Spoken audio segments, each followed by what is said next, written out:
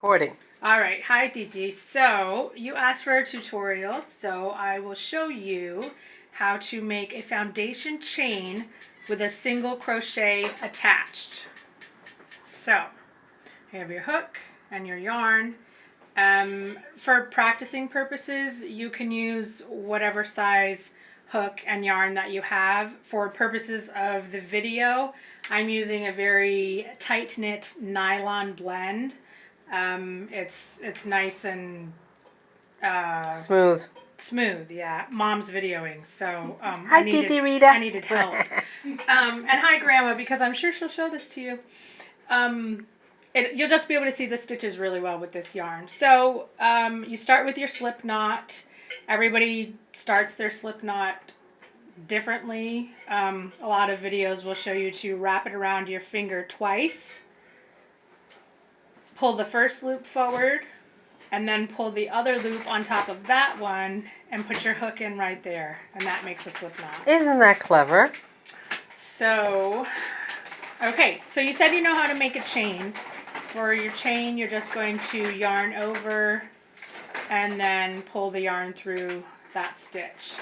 And you will do that again. So that's 2, 3.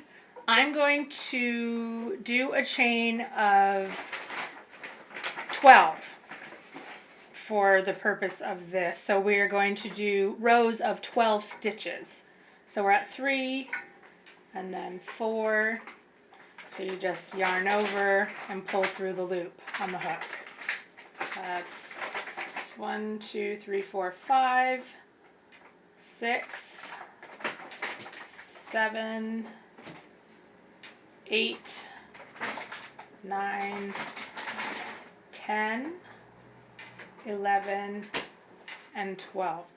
Okay, so your foundation chain of 12 stitches. So if we are going to do single crochets, then you will always start with a single crochet in the second chain from the hook.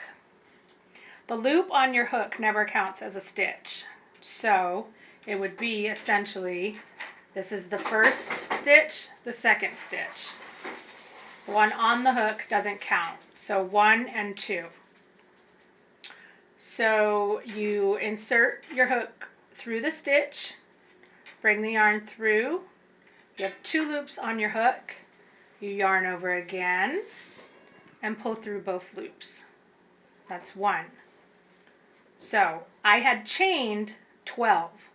We started second chain from the hook, so these are going to be rows of 11 stitches. That'll be your stitch count.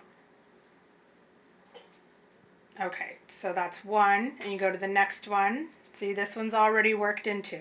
You see the stitch is right here, so this is the second one. Insert, pull through, 2 loops on your hook, yarn over, and pull through 2. And that's 2 stitches you have done. The third one, insert your hook, pull the yarn through, 2 stitches, and pull through both loops on the hook. And that's a single crochet. You just insert through the stitch and pull the yarn through. 4. Now I'm going to go ahead and go to the end to show you the last one and how that's going to look so that your edges are straight. And then show you how to turn to keep the edges straight. And I'm going to show you what the stitches look like on top. Now we're coming to the end. You have 2 stitches left. If you can see, that is 2 stitches. So you have 1, 2. Can you see that, Mom? Yeah. 1 stitch, 2 stitch. 2 stitches left. The last one is always a little tighter because it's the beginning of your chain. But that right there, I'm going to pull that up. So that's your first row of single crochet stitches, and you should have 11. I'll count them for you. If you turn it this way, the stitches always look like little V's. So you have 1, 2, 3, 4, 5, 6, 7, 8, 9, 10, 11. Okay, so to make the rows nice and straight on the side so that your edges are straight. When you're doing single crochets and you want to turn, you'll always chain one and then turn your work. The chain one does not count as a stitch. This is just to keep the height of the rows going. So that chain one doesn't count. So now when you go back this way, you should have 11 stitches as well. And you can count them ahead of time to see. 1, 2, 3, 4, 5, 6, 7, 8, 9, 10, 11.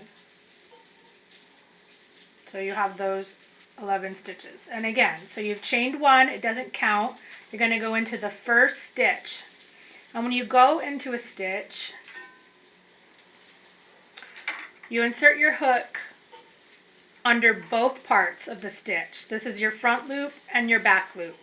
You want to insert under both of them, not just the front I didn't know that. or not just the back. You want to insert the hook under both parts of the V. The little V that makes the stitch, the hook has to go under both parts of the stitch. So that'll be your first one is right here. It's close, it's very close to the hook. It's this one right here. So insert your hook, pull the yarn through, and you have 2 loops on your hook, yarn over, and pull through the 2. So that's 1, and you go all the way down, you should have 11. 2, 3, 4, 5, 6, 7, 8, 9, 10, 11. Now, I'll stop there. The work is curled, but until you have enough rows to create your piece, and regardless of the length, the work will always curl. But you can stretch it out and flatten it. A lot of times the yarn is, it's workable.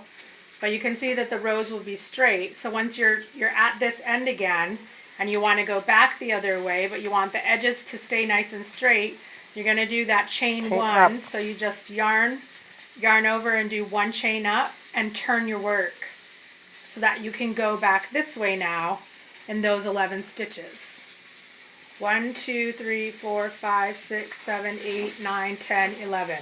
And then you just do the same thing back and forth. So that is how to make rows of single crochet. You can do a coaster, a washcloth, even an entire dishcloth. You can make an entire blanket with this just 1 stitch. It would just take a long time, but it's a nice tight stitch, so it's really good for coasters or washcloths.